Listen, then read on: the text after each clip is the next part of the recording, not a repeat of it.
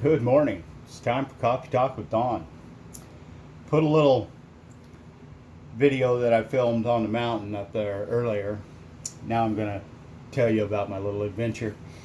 So, I really like to see the celestial events, the planets, the stars, the sky. I'm fascinated by it all. Anytime I get the opportunity, I try to look up in the sky and see these things.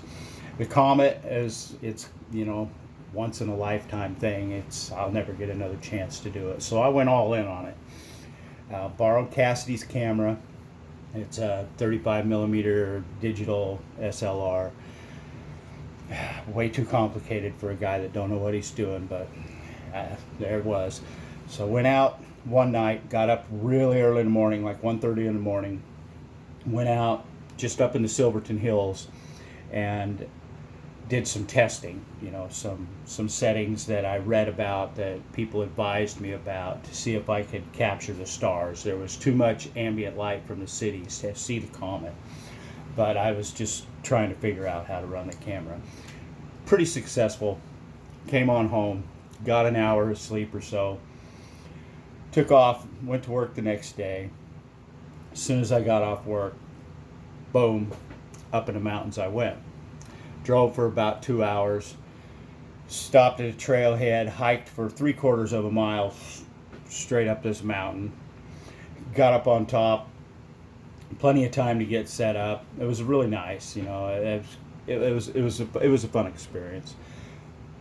The comet showed itself, had some 4 other people show up later in the evening for the same purpose. It was kind of interesting. They were a nice crew. Um, did my filming. Didn't turn out that well. Nothing like all the pictures that everybody else is posting and I see on the news and all that. And I couldn't get anything close to actually show what I was seeing.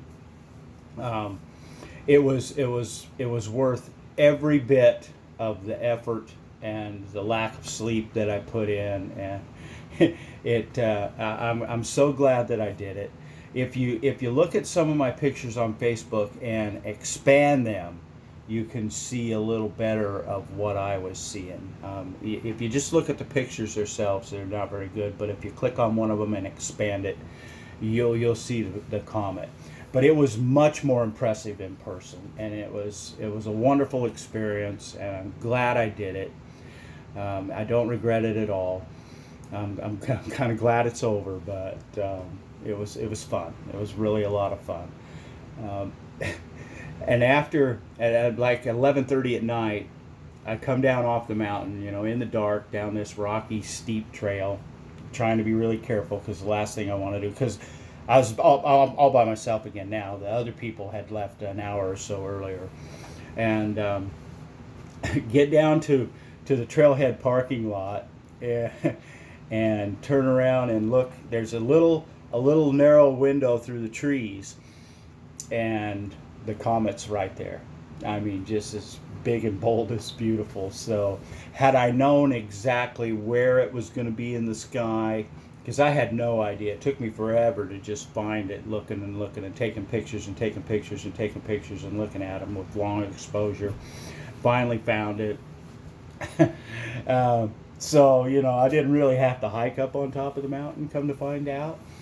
But it was really pretty up there, and I'm glad I did. So, there you have it.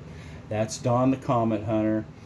Um, we'll get back to some more topical conversations now. The political, COVID-19 stuff, the elections, the riots, the protests. I don't even know what to say about all that. I'm trying to process it all.